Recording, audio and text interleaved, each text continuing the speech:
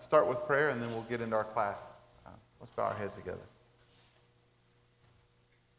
Our Father, for the night's rest and the comfortable homes that we live in, we're so thankful that we can be refreshed and come together for Bible study, to come together for worship, for our fellowship in Jesus, to study together and just drink deeply, to start our week and with the right perspective. We ask for a blessing in this hour. We always want a blessing when we come to you in prayer and in study, and that's what we seek now. We appeal to you. You've said if we come to you asking for wisdom, that you give it to us graciously. So in full faith, we come knowing that you'll give to us, running over. Thank you very much for Jesus and the sacrifice that he made for us so we can even have this simple avenue of prayer. It's in his name we pray. Amen. All right. Lesson 11, page 53.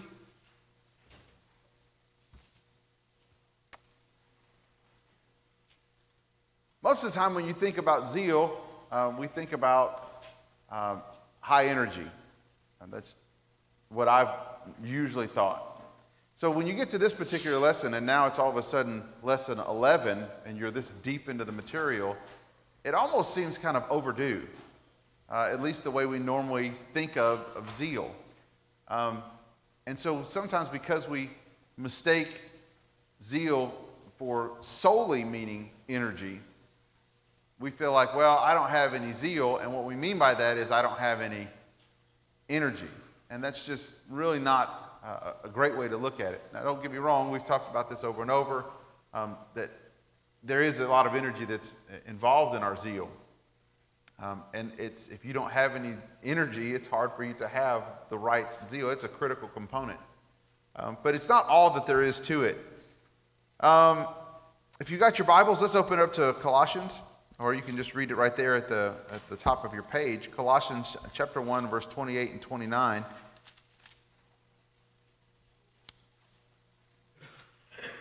He says, "And we proclaim him, admonishing every man and teaching every man with all wisdom, so that we may present every man complete in Christ. For this purpose I labor, striving according to his power, which mightily works within me." Now, how many of you would say that 24 hours a day, 7 days a week, 365 days a year, that mightily you could be described?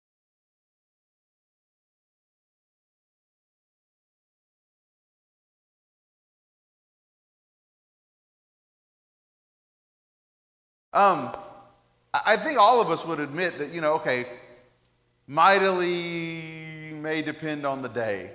And frankly, that's fair. Why is it that we could say that not just in our relationship with the Lord,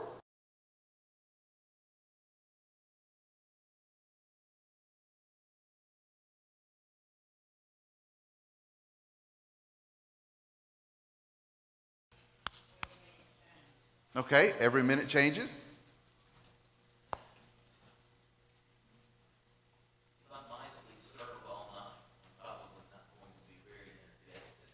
Okay, how many of you have ever had a mighty couple of 3 days in a row, and then that next day you're like, okay, today's not mighty day.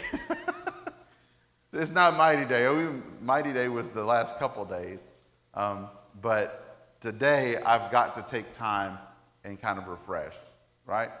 Part of that is because we can expend so much energy doing one thing that there are times where we're full of zeal and doing good things and good works, and even doing for other people, and think, man, we're getting a lot done. There's just a lot here. That by the time you get to the end of that, you're just worn out. And sometimes it's not even physically. How many of you have been through something where maybe physically you're not tired, but mentally, emotionally, spiritually, it's just not there. I'm thankful that I don't have to dig a ditch for a living, but I don't want to talk to anybody on Sunday nights. Okay? I just don't. I'm tired of listening to myself. I'm shaking hands. I've been talking with people, and at the end of Sundays, I'm just tired. And I'm not unique. Most people that do that ministry on Sunday will tell you by the time Sunday nights rolls around, they collapse, and even into Monday morning, there's not a lot of talking that they want to do to people. You just kind of get there, and that doesn't mean that we're not zealous. It doesn't mean that we're not. It just means that you're out. Okay, so I don't want to make the mistake, and I kind of want to set that up at the beginning. I don't want us to make the mistake to say that, well, when I'm tired or when I'm just kind of through working for that, I don't have any zeal. Okay, because that's not the case. Does that mean just because I'm tired that I'm not zealous? No. So don't. That's a false equivalency. But I do think that it's important for us to recognize that that's part of it, and I think that that's what Philip is getting at here. When he talks about on the sidebar of page 53, he says, modern life gets exhausting. What strategies have you adopted so that you can serve God energetically? Now, I want to stop for just a second, because unfortunately, most of the time when we try to do something energetically, the first thing that comes to our mind is usually something that's work-oriented. Okay, and what I mean by work, I mean secular work-oriented. And I'm not saying that that's bad. I'm not saying that that's not serving the Lord. I'm just saying that that's generally where that comes from.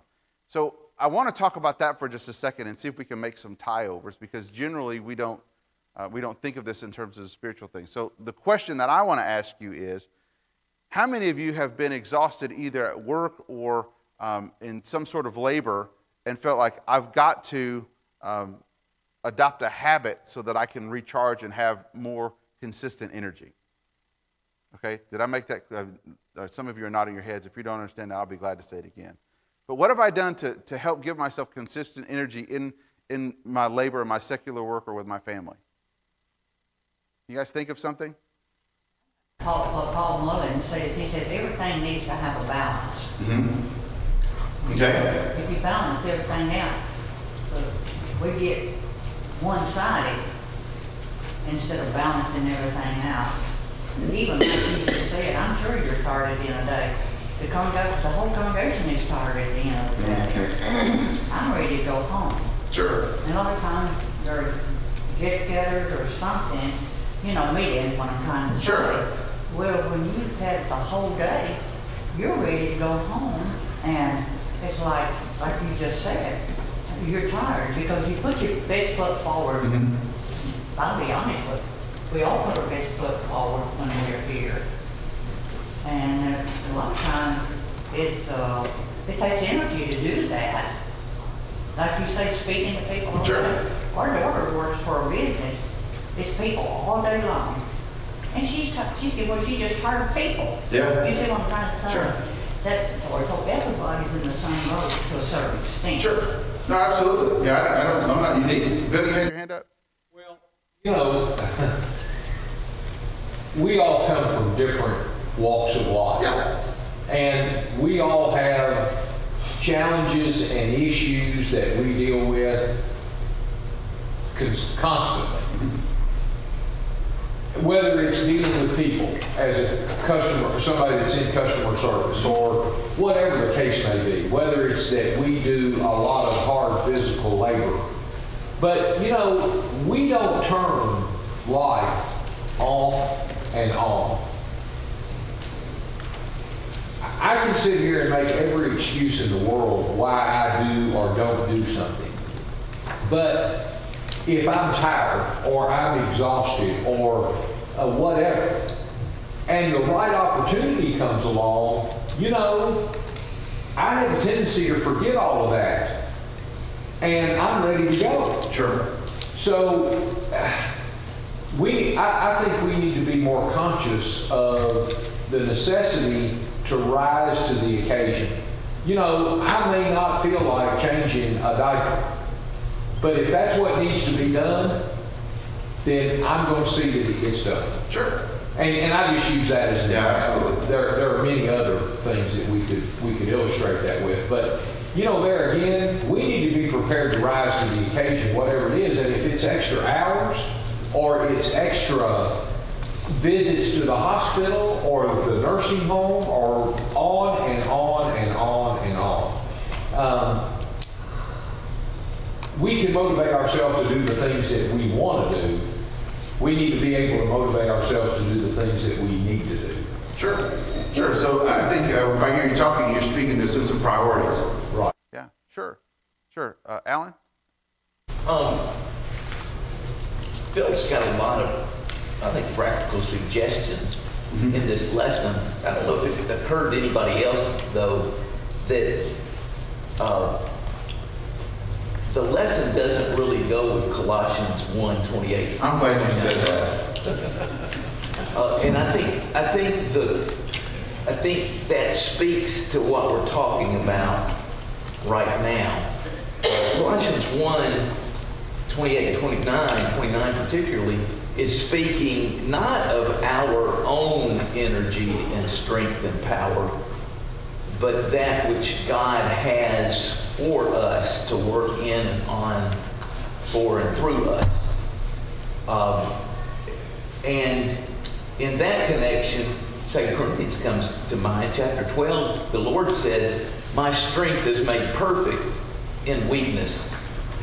It's God that enables us to rise to the occasion and do what most needs to be done in His service, even if we've had to work late the night before, or a sick child kept us up during the night, or whatever. Sometimes God can do His best work through us when others can see that we did have a lot of excuses we could have made, but we didn't. Well, there's your lesson, folks. Thanks. We're that's kind of it in a nutshell. Because, first of all, let me go back and just kind of address a couple things. I want to go back to Ivalou, and I'm going to try and remember in my mind to come back through. Ivalou made a reference to having balance in everything. And balance is good, but I think that there are some times where we find ourselves with our head in the refrigerator and our feet on the stove. And we could say that we're balanced, and we're really not. We're living two senses of an extreme. And so you have to which is really where I think that Bill begins to come in and say, okay, well, in our thinking about balance in life, how do we balance those things? Well, you have to balance them with a sense of priorities. I don't want to be way over here and also way over here. That if I find myself constantly being exhausted because I'm over here at this end and I'm over here at this end, can I really say that I'm giving some of my best efforts in either of them because I'm really torn about what I'm doing? Does that make sense? And so that sense of prioritization has to come in at some point and go, on balance, yeah, am I hitting these things, but am I really doing them as well as I could have? Well, that's a question you're going to have to pray about and think about. And it may be time where you say, you know what, I need to get my feet off of the stove and I need to get my head out of the freezer so that I can find a little bit better balance and do things well. To relate to Colossians chapter 2, chapter 1, I really had a hard time with that tie-in. And so I'm glad that we can all just kind of take a deep breath and go, okay, well, let's not force this if it's not entirely there.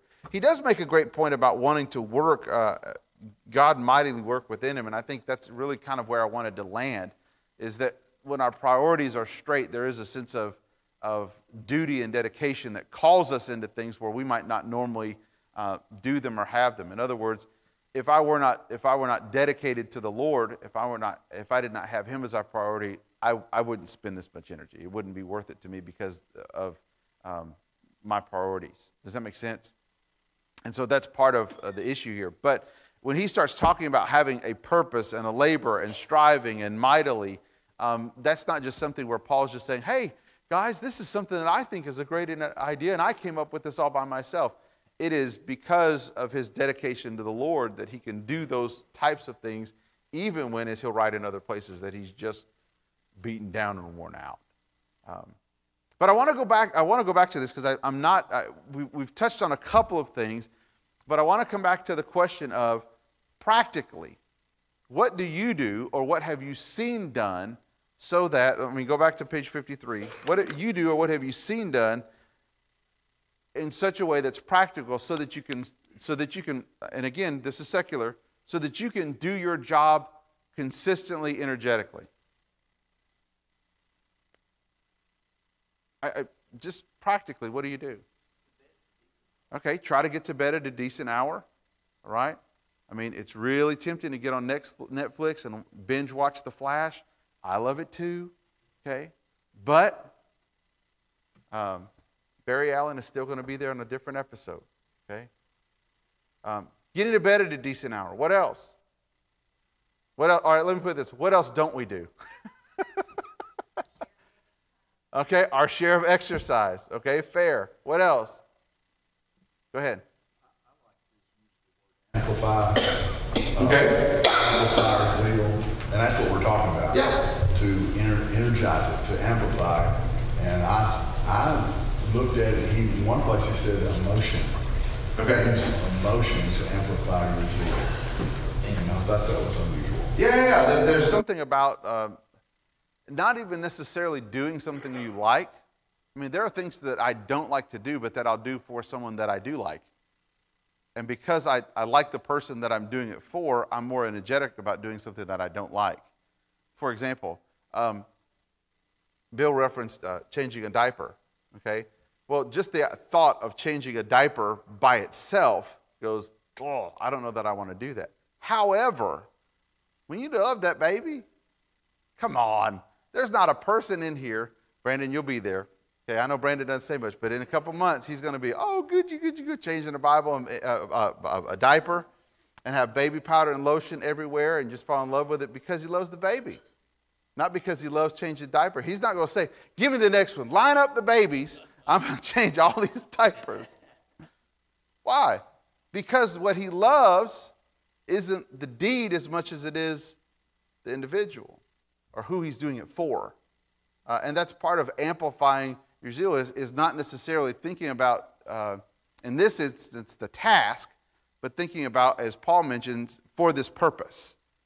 Having purpose behind your zeal. When you have a purpose behind it, things become a lot easier. My calculus teacher used to tell us, if you just stop whining, you've done 90% of the work. I'll argue with that. I don't think he's good at math if he thinks that 90% of the work in calculus is whining. However, his point is that very often we don't do things with energy because we're complaining about not wanting to do it or not having purpose. Go ahead, Hugh. Being a calculus teacher myself, and a math teacher, I have gone through with that same analogy. I've got so many kids that work so hard to get out of doing it, they could have done it 10 times with the energy they use to get out of it. Yeah. So yeah, I think that applies to us. We need to stop using our energy to get out of things and start using a little bit of that energy to do some stuff. Sure. I mean, you guys have certainly heard of the wise philosopher John Madden, who said 90% of the game is half mental. So just take that into your zeal. 90% of your zeal is half mental. So the point is that sometimes what we got to do is have to Hugh's point is get our emotions right, and that goes back to having the right purpose. When you begin to realize, okay, this is something that has a greater purpose than just me pounding a rock. I'm doing this for a future benefit, either for myself or for someone that I really care about. That makes a big difference. So when we start, so go back to the question on page 53 and say, okay, what strategies have you adopted that you can serve God energetically?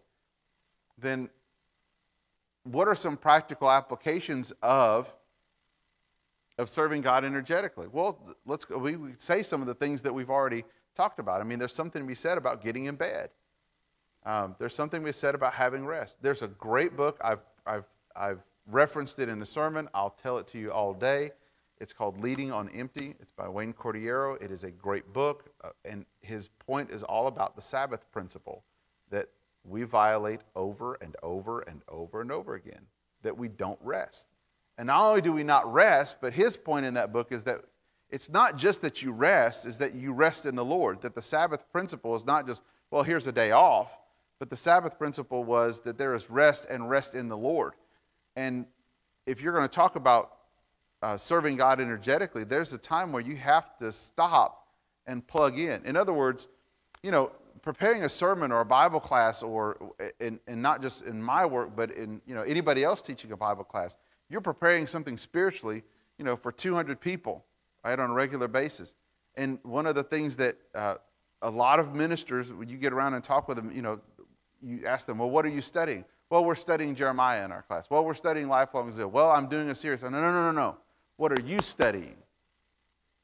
What are you taking time to eat and feed? And very often, you'll talk with them and they'll say, and I don't have time. I'm working on this and I'm going to do that, and I don't have time to just sit and do that sort of things. And it's one of the things that since I've been here, I've taken time, I've tried to at least twice a year to get away and just go, you know what, I've got to eat. I've got to plug an audio book in. I've got to do, you know, some reading. I've got to just feed myself and take some time myself. And if you're not doing that, if your only diet is coming in here and sitting in this class, you're not going to have any zeal. I wish I could tell you something different. I wish I could just say, I've got zeal for you over here, and here's your zeal, and we're passing it out on Sunday morning. If you're not taking the time to do that sort of thing, it's no wonder. You've got to take the time, turn the TV off, try and get away from it. And if it means that you take out your Google Calendar or that little paper thing and you say, I'm not available, I've got to take this several hours to do this, then that's what you do. But you'd be amazed, I think you'll be amazed, if nothing else, happily surprised, at what that will do for your zeal. That you'll come back and you'll have a fresher perspective, you'll have a better energy to do and work for the Lord. How many of you have to do continuing education for work? Okay? How many of you go to those types of seminars, and some of them are really just taxing and boring? Okay?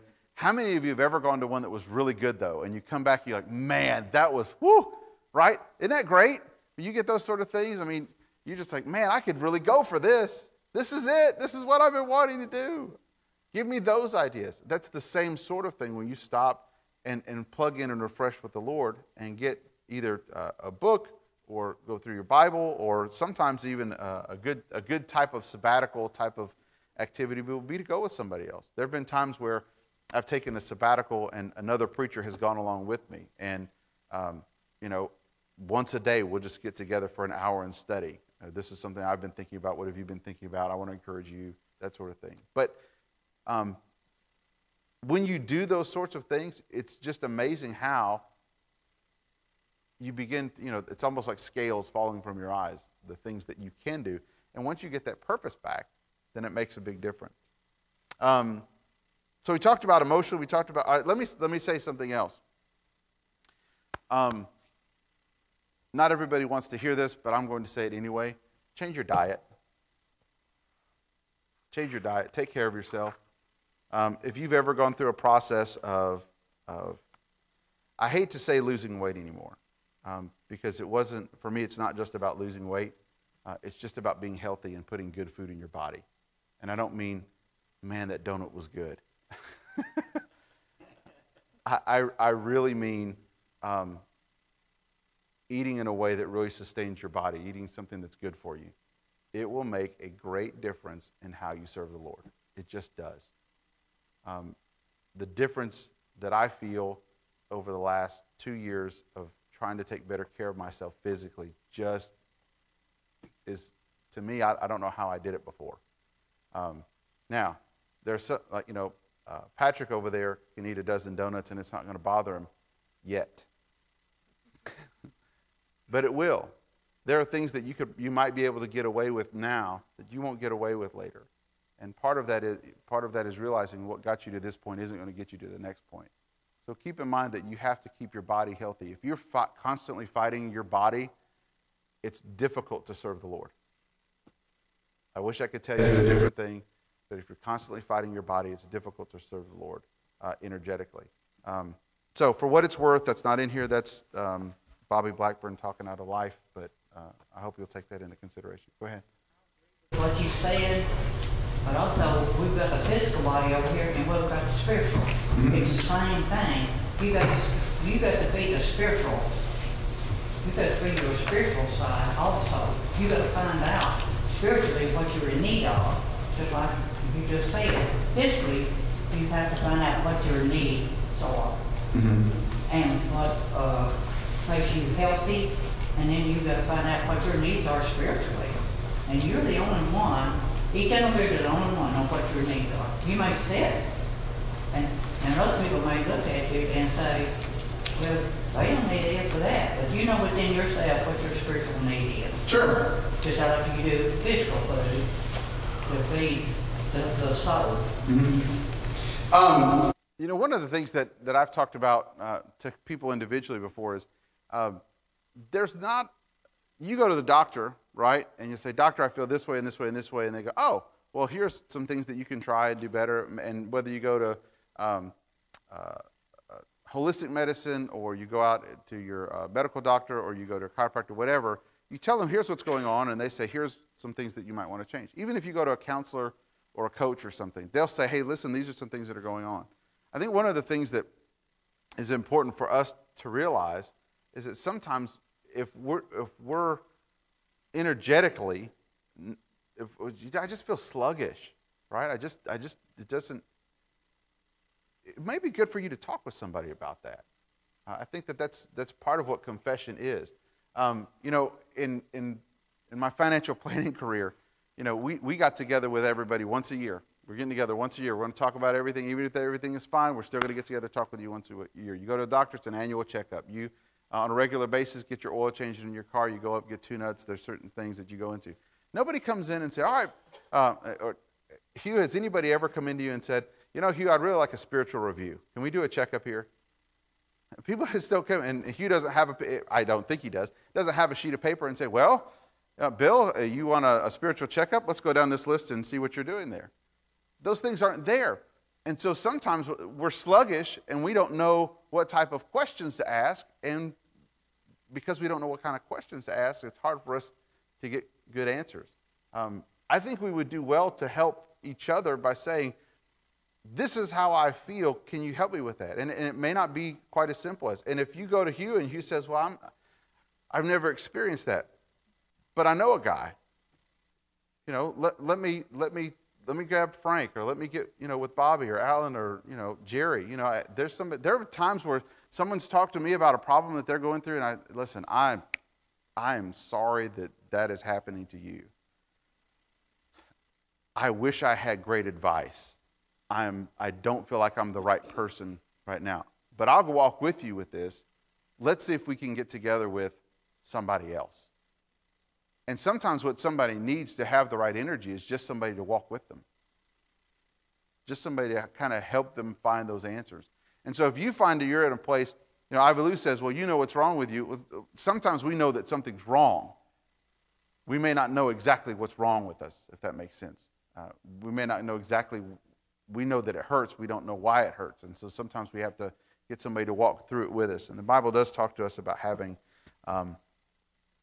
great friends and confidence. I think that's what's lost in confession. If you want to hear me preach for a minute, which you guys are going to get a double dose, I guess, but we lose a lot in confession.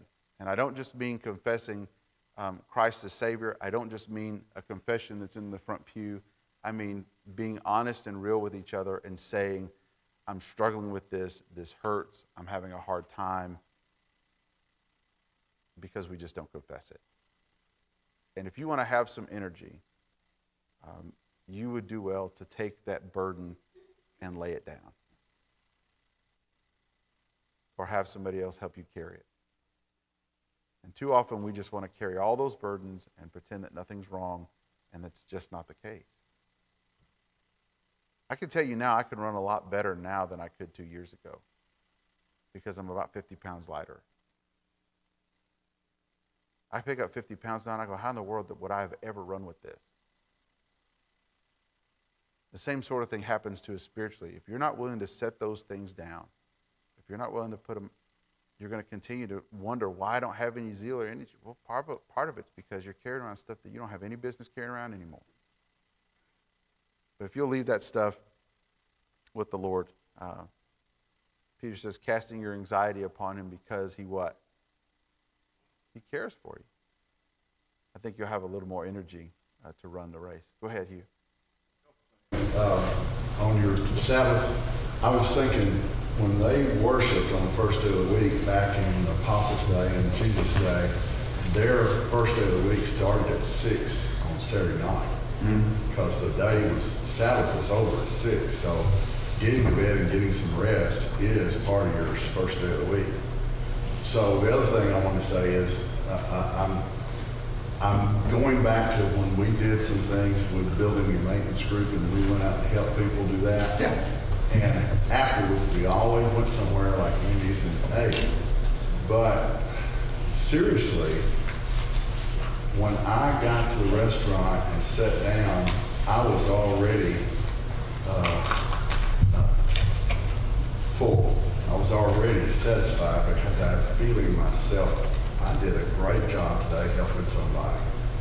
It's almost a high, like a runner's high. Sure. When you go and do service to somebody and you feel like you've really accomplished something today, and food's not part of that.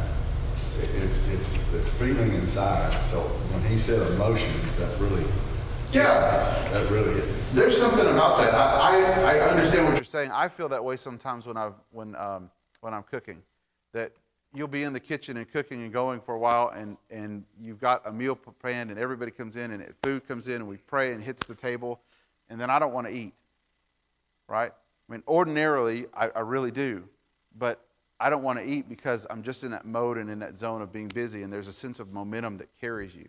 And there's something to be said for having a momentum that helps you with your energy.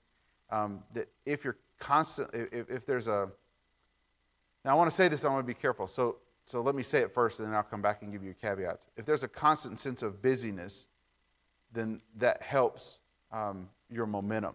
Now, I'm not saying that you're busy just for the sake of busyness. There's a real sense of having a motion and a rotation of, you know, this is what's done. We're going to rest in just a minute. Then we're going to prepare. We're going to clean up, and we're going to prepare. So there is a cycle to it that involves rest. But it's not just busy working. I think we then turn into Martha if we're not careful. But part of the busy cycle, if you'll let me use that, has to include a sense of rest. And it also includes using your momentum when you have it. When you'll do those sort of things, it helps us in a variety of aspects. So in our last 10 minutes, some of the questions that he asked on page 57, one of them was about being a good steward. How does stewardship fit into all of this?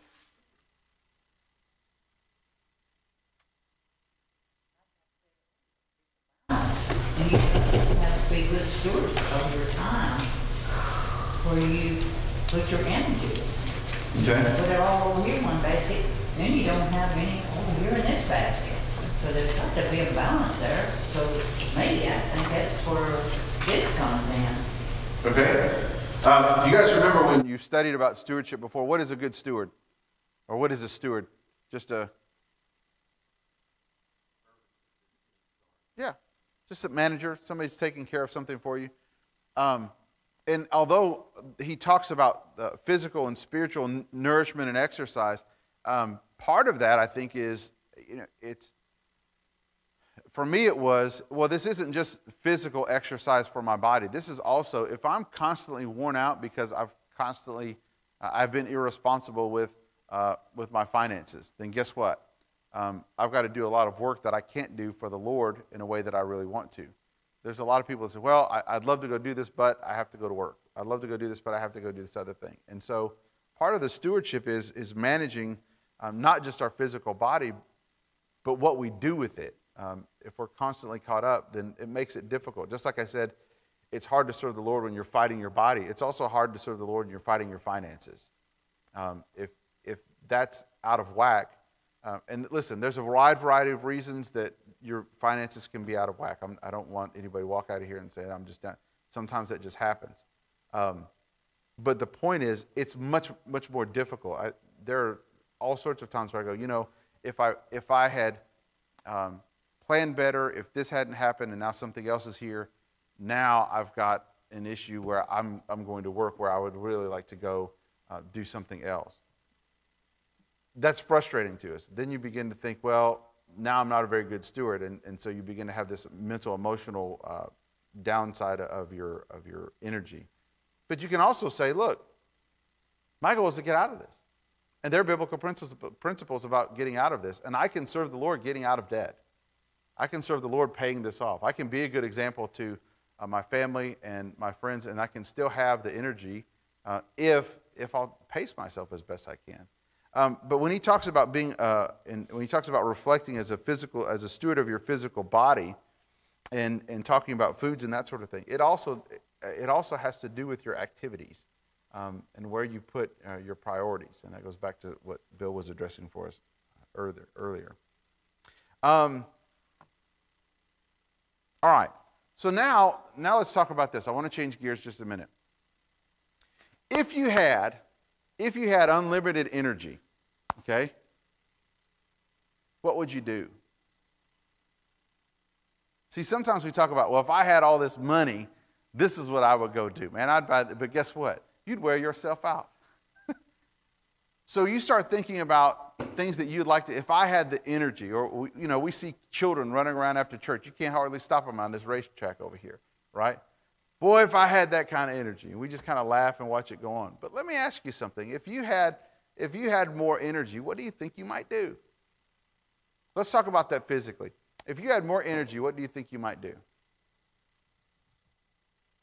Not necessarily, listen, I don't want anybody to say, well, I go to church more. I'm not looking for a church answer necessarily with physical. If you had more energy, I just don't have the energy to do something that I enjoy. What would that be? Does it run a marathon? Okay, if I have more energy, I'd run a marathon. All right, good for you. I wouldn't do that, but even if I had the energy, but that's something you'd enjoy. That's good. What else would you do? If you had the energy to do it, what would you do?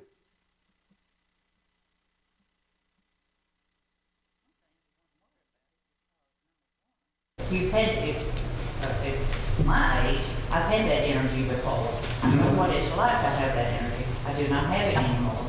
So the Bible tells me to be content wherever you are in your life.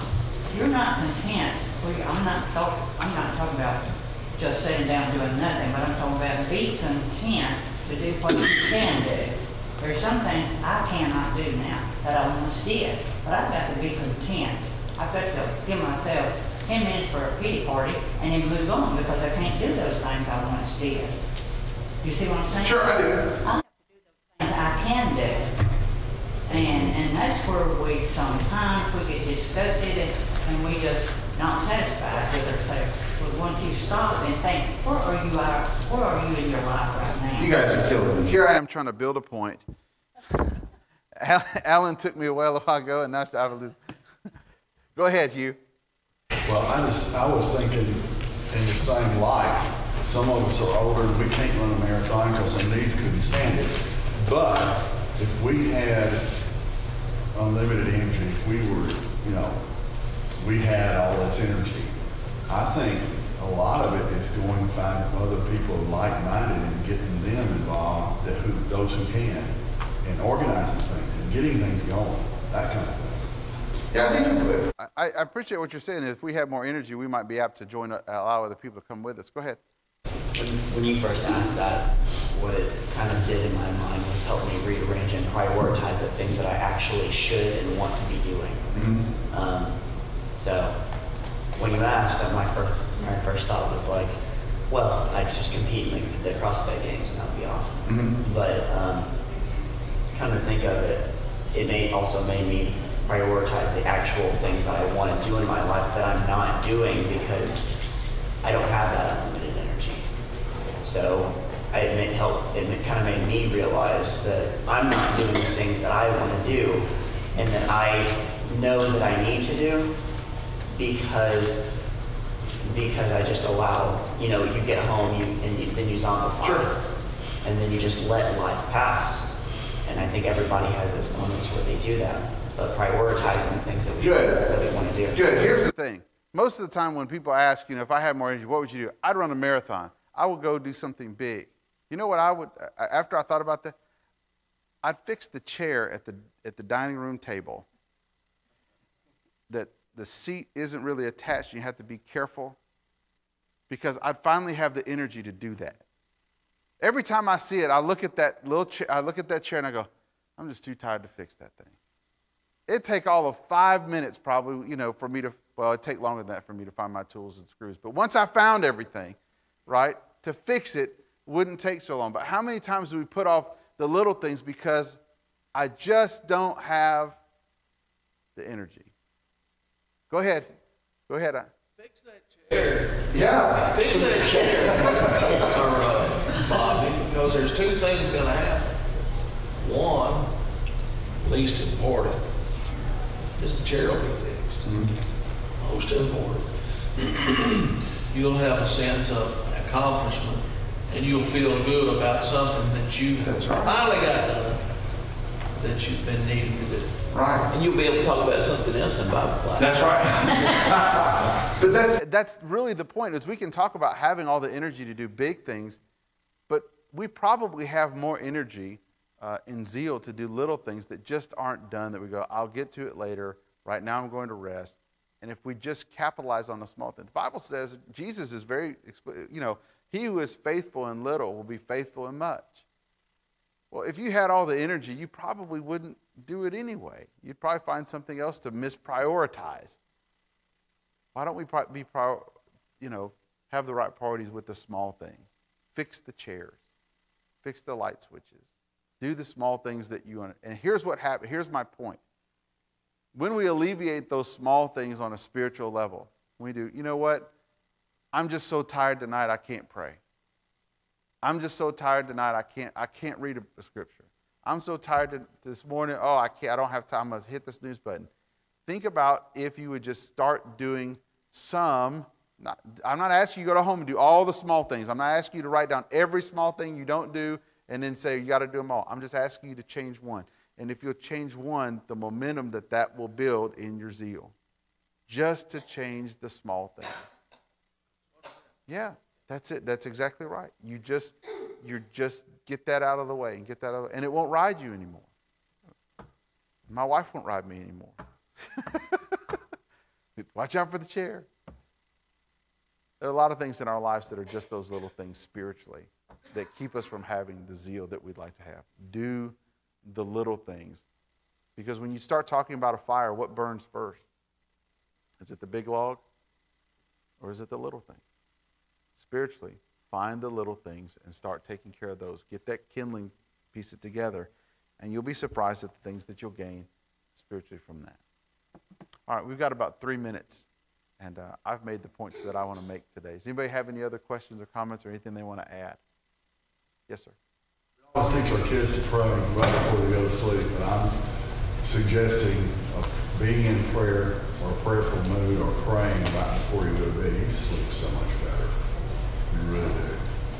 It calms your spirit. Mm-hmm. Yeah, if you need to set an alarm to do that sort of thing, I'm going to tell you, it's helped me to set an alarm on my phone to go off at night, to start working on, winding down and taking care of things for tomorrow, and put that on your list.